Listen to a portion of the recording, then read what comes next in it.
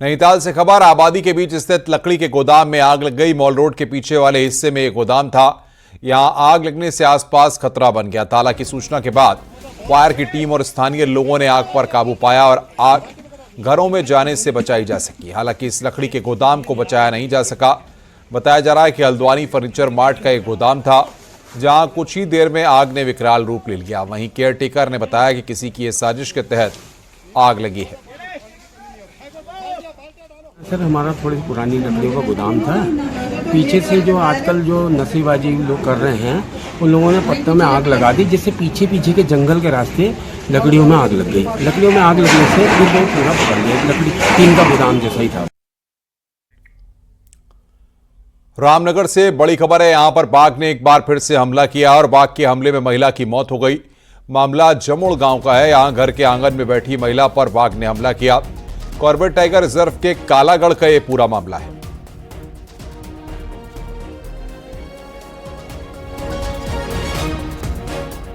हरिद्वार के ऋषिकुल आयुर्वेद कॉलेज में बिना परमिशन रोजा इफ्तार पार्टी होने पर हंगामा मच गया। यहां बजरंग दल के कार्यकर्ताओं ने कॉलेज के गेट पर पहुंचकर नारेबाजी करते हुए हंगामा किया। उन्होंने सिटी मजिस्ट्रेट को ज्ञापन सौंपकर दोषियों पर कार्रवाई करने की मांग की। वहीं ऋषिकुल कॉलेज प्रबंधन ने जांच कमेटी बनाकर जांच कराने की बात कही है। दरअसल सोशल मीडिया पर एक वीडियो वायरल हो रहा है, जिसमें दावा किया जा रहा है कि शुक्रवार शाम को ऋषिकुल आयुर्वेद कॉलेज में कुछ मुस्लिम छात्रों ने रोजा इफ्तार पार्टी की। कॉलेज प्रबंधन के मुताबिक ऐसी किसी भी पार्टी की परमिशन नहीं दी गई थी। आज बजरंग दल ऋषिकुल विद्यापीठ के बाहर पहुंचा है। पुलिस प्रशासन को 3 दिन का समय देकर अपनी लिखित शिकायत के आधार पर और कॉलेज प्रबंधन समिति को 3 दिन का समय देकर हमने अपनी कड़ी कार्रवाई की मांग करी है। किस तरह की पार्टी हो रही थी? रोजा इफ्तारी हो रही थी? अब ये तो मैं नहीं कह सकता। बच्चे इकट्ठे थे, खाने पीने का सामान था।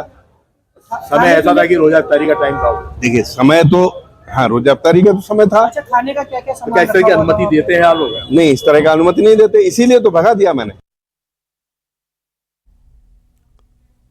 कोटद्वार के कालागढ़ में मौजूद सिंचाई विभाग की केंद्रीय कॉलोनी में जर्जर हो चुके 97 वाहन भवनों में से 94 भवनों को शनिवार को ध्वस्त कर दिया गया।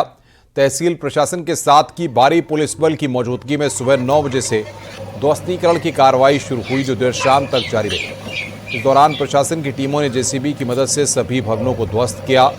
एसडीएम कोटद्वार सोहन सैनी ने बताया कि हाईकोर्ट से सभी जर्जर भवनों को तोड़ने के निर्देश पर अमल करते हुए कार्रवाई की गई है। वहीं बचे हुए भवनों को रविवार को ध्वस्त किया जाएगा। कालागढ़ में ये हमारी फॉरेस्ट की लैंड है और इसमें कुछ पूर्व से जो है अवैध अध्यासी पहले से रह रहे हैं। तो उसी क्रम में जो माननीय उच्च न्यायालय है, उनके द्वारा आदेश दिए गए हैं कि जितने खाली मकान हैं उनको जो है ध्वस्त किया जाना है। तो उसी के क्रम में 97 ऐसे स्ट्रक्चर हैं जिसमें कोई निवास नहीं करता है, तो आज उनको जो है ध्वस्त किया जा रहा है। उत्तराखंड में कैबिनेट विस्तार की चर्चाओं के बीच मुख्यमंत्री धामी दिल्ली गए और दिल्ली से देहरादून लौट भी आए। अब मुख्यमंत्री से इसी पर सवाल पूछा गया तो सीएम धामी ने कहा कि उनका दौरा पहले से तय था और वो सामान्य परिस्थितियों में ही दिल्ली गए थे, इसमें कुछ भी अलग नहीं था। यानी सीएम धामी ने फिलहाल कैबिनेट विस्तार की चर्चाओं पर कोई बयान नहीं दिया। देखिए, वो पहले से मेरा तय दौरा था, कोई नया दौरा नहीं है। अब आप लोगों के लिए हो सकता है नया कुछ हो तो आप लोग बता दीजिए, लेकिन मैं तो सामान्य स्थिति में गया। सोमवार को मुख्यमंत्री पुष्कर सिंह धामी चारधाम यात्रा को लेकर बड़ी घोषणा करने वाले हैं। हर बार की तरह सरकार की चिंता भीड़ के साथ रजिस्ट्रेशन से लेकर दर्शन तक की है। तो सोमवार को होने वाली कैबिनेट मीटिंग में बड़े फैसले भी हो सकते हैं। देखिए रिपोर्ट।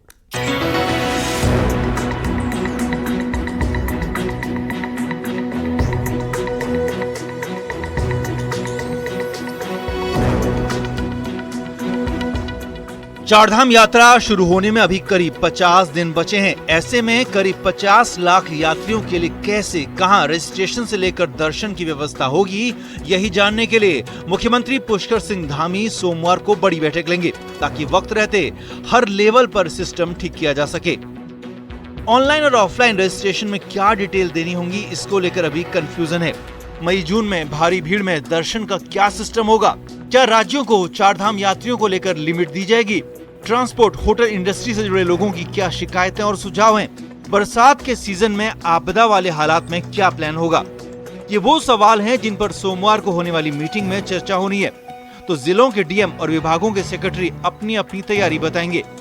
सरकार हो या अफसर, सभी की फिक्र भीड़ के मुताबिक व्यवस्था बनाने पर है, ताकि ऐन वक्त पर किसी टेंशन और कंफ्यूजन में काम खराब ना हो।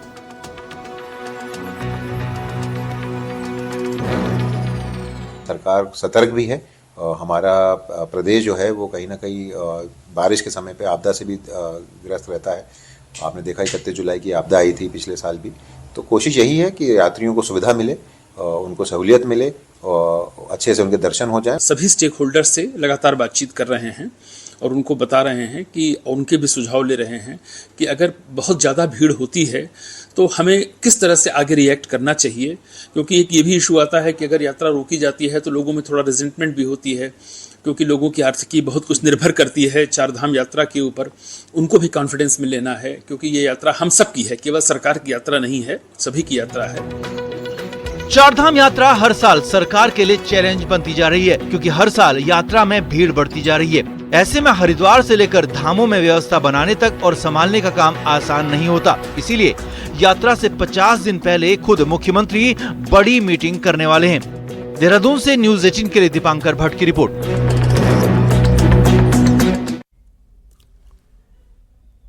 अंतर्राष्ट्रीय महिला दिवस पर मुख्यमंत्री पुष्कर सिंह धामी ने महिला सारथी योजना लॉन्च की। योजना के तहत 10 महिलाओं को इलेक्ट्रिक स्कूटी, इलेक्ट्रिक ऑटो और इलेक्ट्रिक कैब दी गई। इन गाड़ियों का संचालन महिलाओं के लिए महिलाएं ही करेंगी। महिला सुरक्षा को देखते हुए पुलिस और परिवहन विभाग को भी इस योजना में शामिल किया गया है और इसके लिए इलेक्ट्रिक गाड़ियों में पैनिक बटन भी दिया गया है। शुरुआती दिनों में इन इलेक्ट्रिक गाड़ियों में आर्थिक रूप से कमजोर महिलाओं को फ्री में सफर कराया जाएगा और बाद में किराया देकर कोई भी महिला इनमें सफर कर सकेगी।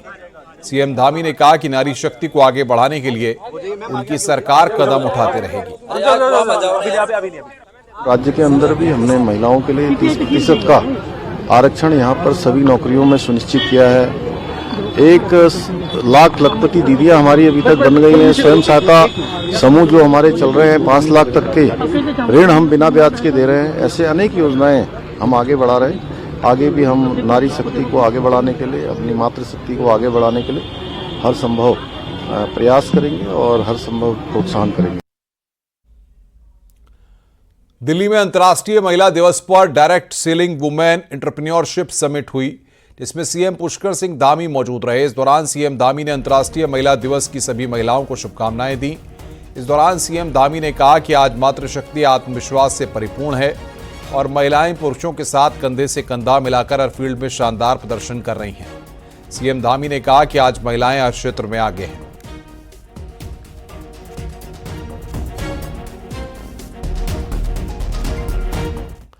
महिला दिवस के मौके पर देहरादून में सम्मान समारोह आयोजित किया गया। कृषि उद्यान के क्षेत्र में अच्छा काम करने वाली महिलाओं को कृषि मंत्री गणेश जोशी और समाजसेवी माता मंगला ने उत्तराखंड प्रगतिशील महिला किसान सम्मान दिया।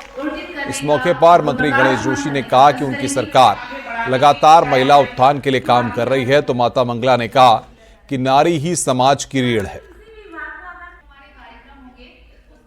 उत्तराखंड देवभूमि और आज का विशेष अवसर है अंतर्राष्ट्रीय महिला दिवस का। हल्द्वानी में महिला दिवस के मौके पर महिलाओं और बच्चियों को पुलिस ने सुरक्षा के गुर सिखाए। पुलिस की महिला जवानों ने स्कूली बच्चों और महिलाओं को उनकी सुरक्षा के लिए ट्रेनिंग दी, ताकि कोई भी मनचला या आपराधी किस्म का शख्स मौका देखकर महिलाओं को परेशान न कर सके। उत्तराखंड पुलिस की जो महिला जवान सेल्फ डिफेंस की एडवांस ट्रेनिंग कर लौटी हैं, वो अपने सीखे गुर आम लोगों को सिखा रही हैं। और बच्चों ने बहुत ही मन लगाकर हमारी टेक्निक्स को सीखा है और हम चाहते हैं नेक्स्ट लेवल पे भी हम बच्चों को सुरक्षा हेतु, उनकी सुरक्षा के लिए, ताकि बच्चे सुरक्षित रहें, महिलाएं सुरक्षित रहें, उनकी सुरक्षा के लिए हम लोग ये टेक्निक्स सभी को सिखाते रहें। कभी कभार हम मार्केट जाते हैं तो हमें बहुत सारी ऐसी दिक्कतों का सामना करना पड़ता है, कभी छेड़छाड़ होती है, तो ये हम अपने आप से को भी सिखाया है हमने, और हम किसी और महिला जो इनके साथ ऐसा हो रहा है, हम उन्हें भी ये टेक्निक सिखा सके, ताकि आगे चलकर उन्हें अपनी सेफ्टी के लिए अपने पास अपनी खुद की सेल्फ कॉन्फिडेंस वो बिल्डअप कर सके। ड्राइविंग जैसे प्रोफेशन से जुड़ना शायद हर कोई महिला पसंद न करे, लेकिन देहरादून की श्रुति कौशिक ने जरूरतमंद महिलाओं को रोजगार देने के लिए शी कैब ड्राइवर की शुरुआत की, जिसमें ड्राइवर भी महिला है और तरजीह भी महिला सवारी को ही मिलती है। महिला दिवस पर देखिए हमारी रिपोर्ट।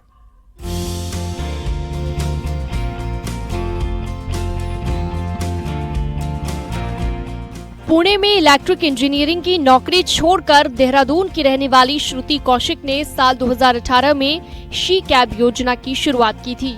इसका मकसद था महिला सुरक्षा और बेफिक्र होकर महिलाएं रात में भी टैक्सी में सफर कर सकें।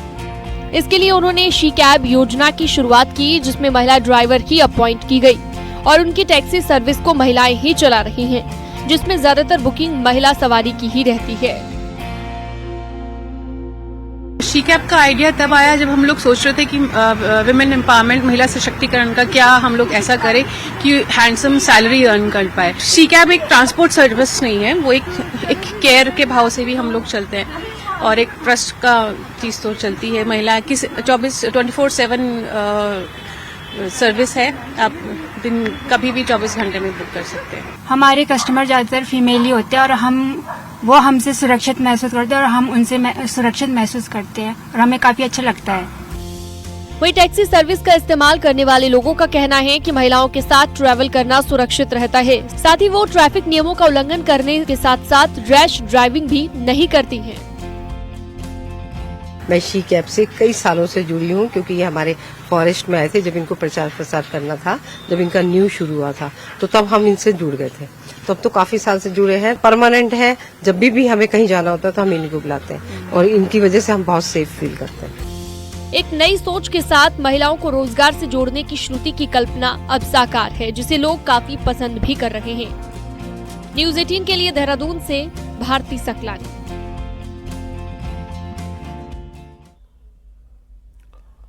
महिला उत्थान के कार्यक्रम चलने के बाद कई महिलाएं अपने अपने नए मुकाम बना रही हैं। ऐसी एक महिला हैं भावना मेहरा, जो अपनी नई छवि गढ़ चुकी हैं। देखिए रिपोर्ट।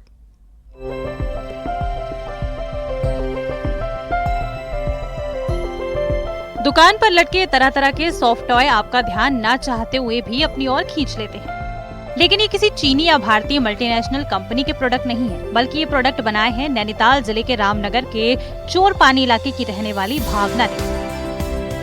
बेहद साधारण सी दिखने वाली भावना को YouTube से सॉफ्ट टॉय बनाने की ऐसी आदत लगी कि आज वो एक तरफ जहां इसकी मास्टर बन चुकी है और दूसरी तरफ कई महिलाओं की रोल मॉडल भी भावना बन चुकी है।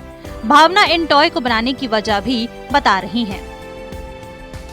मैं पहले स्वेटर्स बनाती थी, तो स्वेटर का सीजन सिर्फ 2 या 3 महीने का रहता है और अब उतना ठंड भी नहीं होता, तो स्वेटर निकलती नहीं है। तो मैंने सोचा कि क्यों ना मैं टॉयज़ बनाना शुरू करूं, और मैंने टॉयज़ बनाना शुरू करा और सभी टाइप के मैं टॉयज़ बनाती हूं जो भी बच्चों को पसंद आते हैं। मैं कोशिश करती हूं कि मैं उनकी पसंद के उनके खिलौने बनाऊं। भावना के क्रिएशन में एक से बढ़कर एक ट्रेंडिंग टॉय है, जिनमें टीवी के फेमस कार्टून कैरेक्टर से लेकर देवी देवताओं के टॉय नुमा मूर्तियां तक शामिल हैं। भावना के इस नायाब काम को उनके प्रशंसकों से भी खूब तारीफें मिल रही हैं। मैं खुद भी ये क्रोशेट करती हूँ। मुझे सबसे पहले वो रोज बहुत पसंद आया। आंटीज ने ये बहुत क्यूट से की चेन्स बनाए हुए जो हमें सच में बहुत पसंद आया, और हम की चेन्स लेने भी वाले हैं, और हम matching, because we are friends, तो हम मैचिंग की चेन्स लेने वाले हैं यहाँ से। सबसे बड़ी अच्छी चीज़ मुझे लगी कि बहुत सस्टेनेबल है, क्योंकि प्लास्टिक और जो वाले रोज भी होते हैं नॉर्मली वो बहुत जल्दी खराब हो जाते हैं। Plastic is like very unsustainable, non biodegradable, और ये बहुत ही, और सबसे पहली चीज़ तो आंटीज की मेहनत, and they are so sweet. ये बिकॉज आंटीज ये बना रही है, this is even showing the women empowerment आजकल की, ठीक है। एंड ये जो है ये बहुत, इट्स लाइक कि it's worth the price. Plastic thing you buy it, बहुत कॉस्टली होता है, यू बाय इट, कुछ टाइम बाद it would go like bad, but ये this is very sustainable, worth the price, and this would like ये आपके साथ हमेशा रहेगा फॉरएवर। जाहिर है भावना ने उन चीजों को नहीं पकड़ा जो परंपरागत रूप से पहाड़ की ज्यादातर महिलाएं कर रही हैं। उन्होंने गरम ऊन के प्रयोग को बदल डाला और उससे नए तरह के खिलौने तैयार कर अपनी नई जगह बना ली है। हल्द्वानी से न्यूज़ 18 के लिए शैलेंद्र नेगी की रिपोर्ट।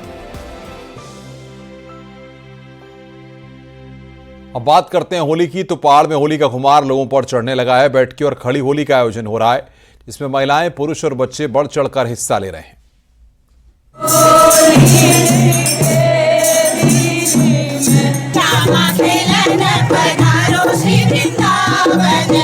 सांस्कृतिक नगरी अल्मोड़ा में होली की धूम है। जगह जगह होली के कार्यक्रम हो रहे हैं, जिसमें महिलाएं खूब धमाल मचा रही हैं और वहीं बाजारों में भी होली की झांकी निकाली जा रही है। महिलाएं होली के रंग में सराबोर दिख रही हैं, जिसमें कि आपको विभिन्न संस्कृतियां दिखाई देंगी। तो वैसे तो कुमाऊं की संस्कृति होली के लिए विशेष है, लेकिन और जगह का भी हमने इस बार लिया है कुमाऊं के अलावा, ताकि हमने कहा कि लोगों को पता चले कि हर जगह किस तरीके की होली होती है। होली कार्यक्रम में महिलाएं कई तरह के स्वांग भी कर रही हैं, समाज की कुरीतियों पर तंज कस रही हैं। वहीं बेटी बचाओ बेटी पढ़ाओ के साथ युवाओं को नशे से दूर रहने का संदेश भी दिया जा रहा है। हम जो दिखा रहे हैं शिव मसाने काशी घाट की होली हम ये दिखा रहे हैं। देखो शिव और पार्वती वहाँ पर मतलब कैसे इस होली को खेलते हैं, और जो उनके गण हैं वो इस होली को राख से और शमशान की राख से इसको मनाते हैं। पहाड़ में होली का खुमार चढ़ने लगा है, महिला हो या पुरुष होली के रंग में रंगने लगे हैं। हर तरफ होली का खुमार है और यही है पहाड़ की खास होली। न्यूज़ 18 के लिए अल्मोड़ा से किशन जोशी की रिपोर्ट।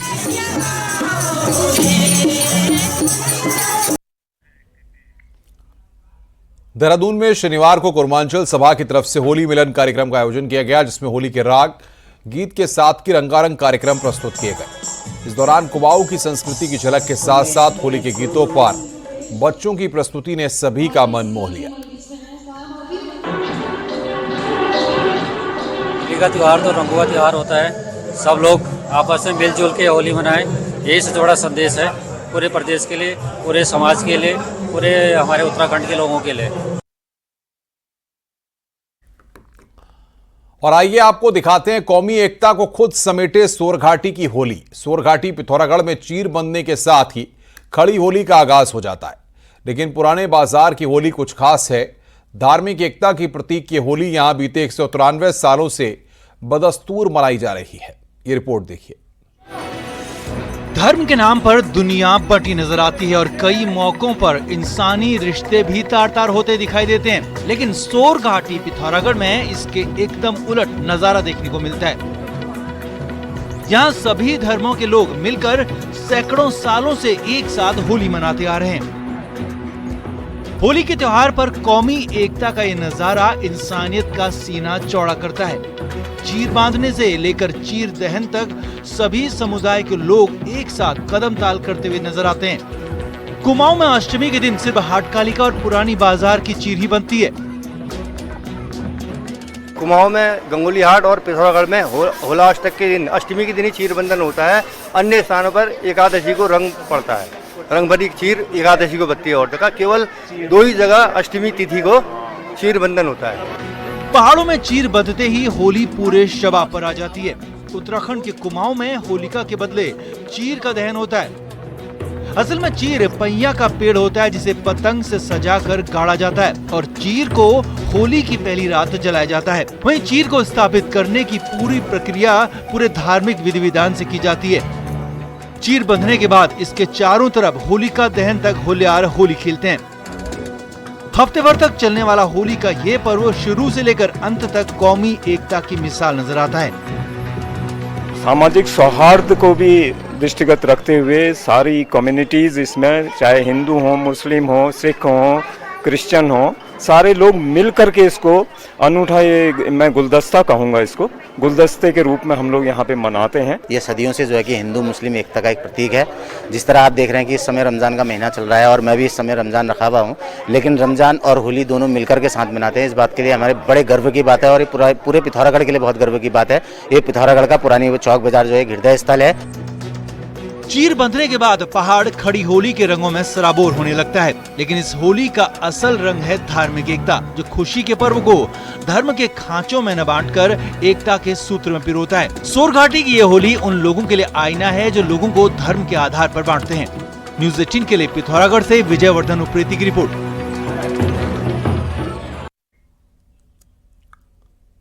रुक रहे हैं यहाँ पर ब्रेक के लिए। खबरों का सिलसिला लगातार जारी है।